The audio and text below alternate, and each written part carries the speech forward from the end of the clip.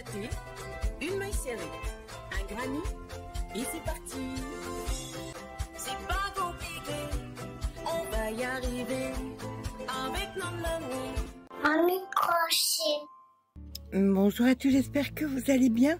On se retrouve aujourd'hui, non pas pour un pas à pas, mais pour une technique. Pour la technique de, comme vous pouvez le voir ici, de comment faire que le crochet fasse un effet de tresse. Alors, un effet de tresse qui va servir, si vous le faites à plat, donc pour des tapis, pour des dessous d'assiette, pour des dessous de plat, pour plein de choses différentes. Là, moi, je vais vous faire un tout petit tuto, vous allez voir, juste pour vous montrer la technique, comment faire donc une coupe. Si vous ne voulez pas faire de coupe à des moments, je vous dirais, vous refaites un rang du même nombre de mailles. Et bien là, vous ne le faites pas, vous passez directement au rang d'après pour pouvoir agrandir. Et là, vous aurez quelque chose de plat. Donc, vous pourrez faire donc des tapis façon tressée. Vous pourrez faire donc des dessous de plat, comme je viens de vous dire. Pour ma part, j'ai choisi d'utiliser la macramé que je vais doubler pour donner, écoutez, que ça puisse avoir cette rigidité là. Cette rigidité qui est donc soit pour les coupes, soit pour les vides-poches. Alors on peut faire quelque chose d'assez grand, puisque là nous sommes à 21 cm et il me reste encore tout ça, donc si je voulais monter encore, je pourrais monter. Là, il mesure en hauteur, nous avons 7 cm de hauteur, mais c'était juste donc pour vous montrer la technique. Après, ce sera à vous de voir. Vous pouvez vous en servir bien évidemment de bol pour faire rouler vos pelotes à l'intérieur. À mon sens, c'est une technique qu'il faut connaître parce qu'elle peut beaucoup nous servir pour pas mal de choses. Eh bien, écoutez, c'est parti pour le petit tuto. Allez, c'est parti. On va commencer par un cercle magique. Alors, on va laisser à peu près une vingtaine de centimètres et vous comprendrez tout à l'heure pourquoi. Donc, on fait un cercle magique comme ceci. Voilà. Alors, on va y aller doucement parce que les premières mailles vont être un petit peu compliquées. Et là, nous allons faire 6 mailles serrées. Donc, 1, 2,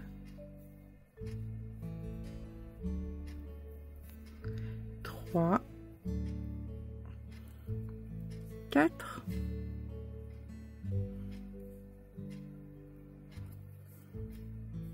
5 et voici notre 6e. Voilà. Là, on va venir tirer les 2 fils pour venir resserrer la base comme ceci. Et à partir de maintenant, on va se servir de nos 2 fils comme compte-rang puisque nous allons travailler de façon circulaire. Voilà, comme ceci. Alors, on prend nos 2 fils, on les met devant, ça nous dit que c'est le premier rang tout simplement. Et nous n'allons pas travailler dans les mailles elles-mêmes, mais nous allons travailler à l'arrière. Vous voyez, il y a 2 mailles chaque fois. C'est le 3e brin. Ici, 1, 2, 3. 1, 2, 3, vous voyez, on va travailler comme quand je travaille avec la demi-bride dans le 3e brin. Et c'est dans les 3e brins que là, nous allons faire nos augmentations puisque nous allons passer de 6 mailles à 12 mailles. Donc, nous allons faire une augmentation dans chacune de ces mailles arrière. Donc, ici, ma première augmentation. Je passe à la maille d'après, vous voyez, juste ici, et je viens faire une autre augmentation. Donc, 1, 2. Alors, on va s'y faire. Hein. Au départ, c'est un petit peu compliqué. Pourquoi? Parce qu'on n'a pas l'habitude de travailler avec un si gros fil, avec en le doublant, déjà et de 1, et en travaillant aussi serré. Donc, nous en sommes à 4. Eh bien, écoutez, je vous rejoins quand vous avez fait vos 12 mailles, 1, 2, 3, 4. Quand on a les 12 et qu'on se retrouve donc ici, on se rejoint. Voilà, je termine mes deux dernières. 11 et 12. Alors, ce qu'il est important chaque fois de faire, oups, j'ai perdu un fil, et 12. Donc, je vous disais, ce qu'il est important de faire, c'est chaque fois de venir récupérer nos deux fils ici. Voilà, on vient les récupérer. Alors là, je fais comme ça parce que je ne les trouve pas en fait. Je suis un peu feignante de venir les chercher. Et après, on les verra parce qu'ils vont bien déborder. Donc, et on vient les remettre toujours devant pour se souvenir que c'est un nouveau rang qu'on commence. Donc, nous avons nos 12 mailles. Nous allons commencer donc notre rang numéro 3. Toujours pareil, on va venir travailler dans les deux petits brins arrière. Et là, la séquence, c'est une maille serrée.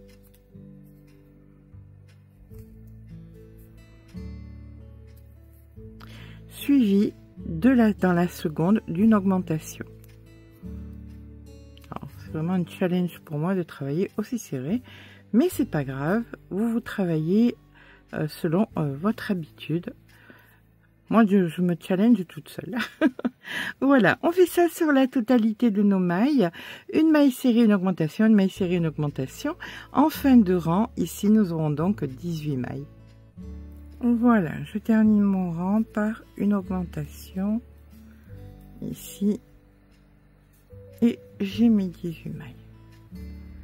Vous allez voir, c'est beaucoup plus simple pour les fils de derrière. On les voit un petit peu mieux. Ici. Et on vient les placer par-dessus.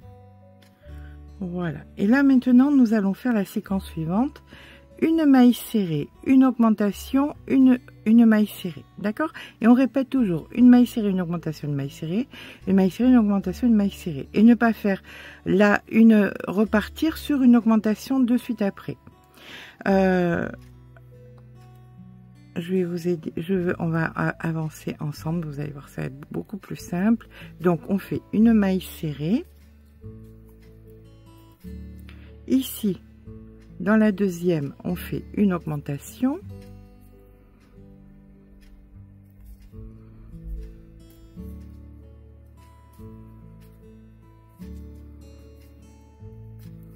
Et une maille serrée. La problématique, c'est que parfois on serait tenté de refaire une augmentation de suite après cette maille serrée, mais il faut penser que c'est pas la séquence. La séquence c'est maille serrée, augmentation, maille serrée. D'accord? On fait ça jusqu'à la fin du rang. Fin de rang, vous aurez 24 mailles. Voilà, on termine donc par la maille serrée. On récupère les deux fils derrière et on vient les repasser devant. D'accord? Là, sur ce rang-ci, nous allons faire un rang sans augmentation, c'est-à-dire que vous allez simplement piquer dans le troisième brin et vous allez faire 24 mailles serrées.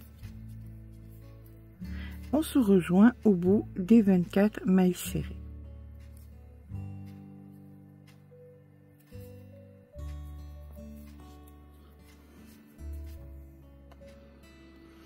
Voilà, nous arrivons à la 24e maille. On va venir chercher les deux fils de derrière. On les replace ici devant.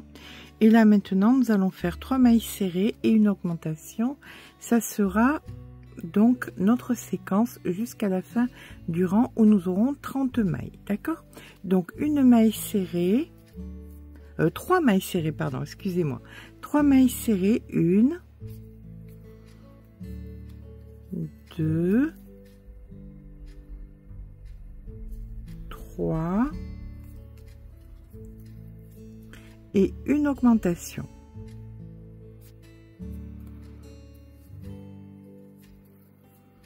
Voilà, l'augmentation de fait, et bien vous poursuivez la même séquence, 3 mailles serrées, une augmentation, jusqu'à ce que vous ayez vos 30 mailles.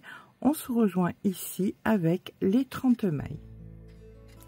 On termine par notre augmentation. Donc 29 et 30. On récupère nos 2 fils et on vient les placer ici. Le rang d'après, ça va être 2 mailles serrées, une augmentation de mailles serrées. Ça, on va le faire 6 fois. On aura donc 36 mailles. Donc c'est parti. On commence avec une maille serrée, une seconde maille serrée, une augmentation,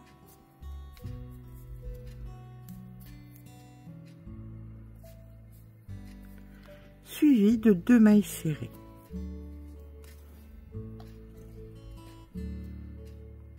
Donc ici une et ici la seconde. Et vous recommencez 2 mailles serrées, une augmentation de mailles serrées, etc., etc. Fin de rang, vous aurez 36 mailles. D'accord? Je vous rejoins donc quand on a nos 36 mailles. On termine notre rang par la dernière maille serrée, juste ici. Voilà, on récupère les 2 fils, on vient les passer ici. Donc à partir de là, on vient faire donc 5 mailles serrées et une augmentation. Donc 1, 2,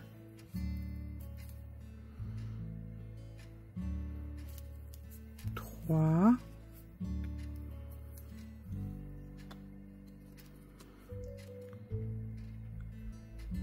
4,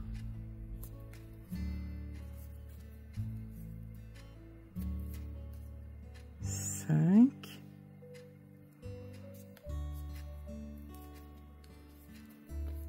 et une augmentation. Ça, vous le répétez jusqu'à la fin du rang. Et vous aurez donc en fin de rang 42 mailles. On se rejoint quand nous avons donc les 42 mailles. À de suite.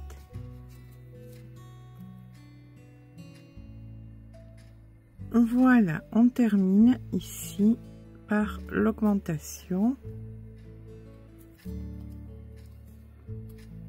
Et nous allons à présent faire un rang entier d'une maille serrée dans une maille serrée sans faire d'augmentation.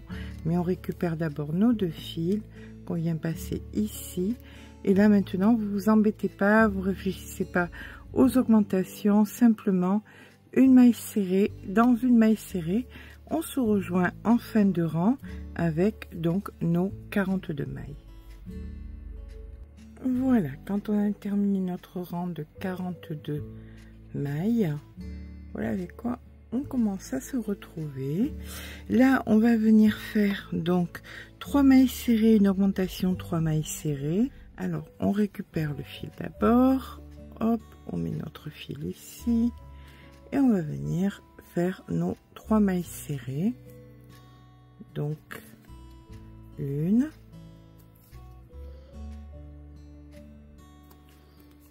2, 3, une augmentation,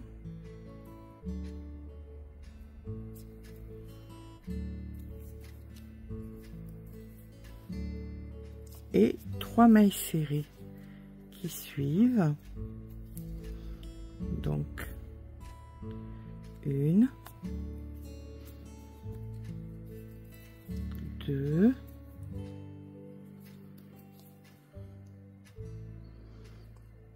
3 et vous recommencez 3 mailles serrées, une augmentation, 3 mailles serrées, 3 mailles serrées, une augmentation, 3 mailles serrées.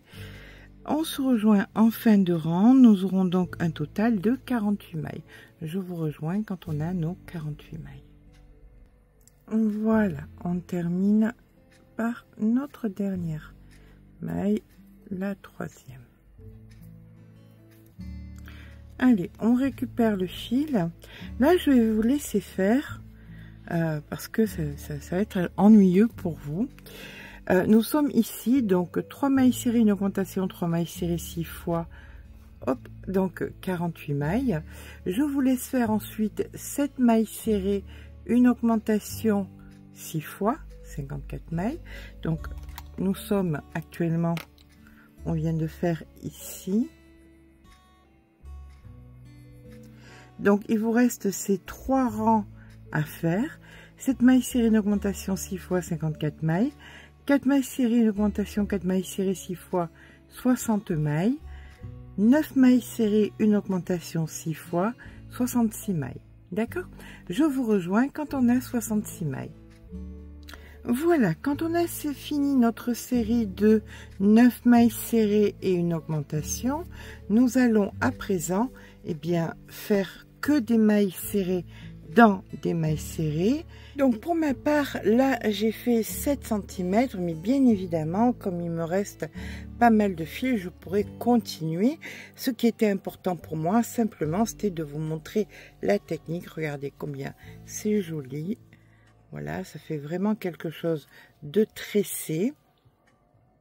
Comme je vous disais en début de vidéo, si vous ne doublez pas les rangs, à des moments quand je vous dis pas, je sais pas, je me rappelle pas, mais je pense que le rang par exemple de 24 mailles, je vous ai dit de le faire 2 fois. Bien là non, vous allez directement au rang d'après où vous faites vos 30 mailles.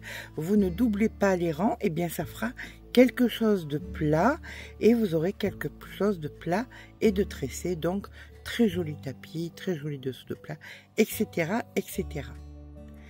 J'espère que cette petite technique vous aura servi, vous servira pour plein de choses. Avec ce fil, le rendu est juste magnifique. J'ai choisi parce qu'il était épais. On peut le faire bien évidemment avec la marama, on peut le faire évidemment avec plein de fils différents. Ça sera à vous de voir. Si ce petit pas à pas vous a plu, n'hésitez pas à mettre un petit pouce en l'air, ça fait toujours plaisir. N'hésitez pas à vous abonner. Sur ce, je vous fais de gros bisous et je vous dis à très vite pour un nouveau tuto.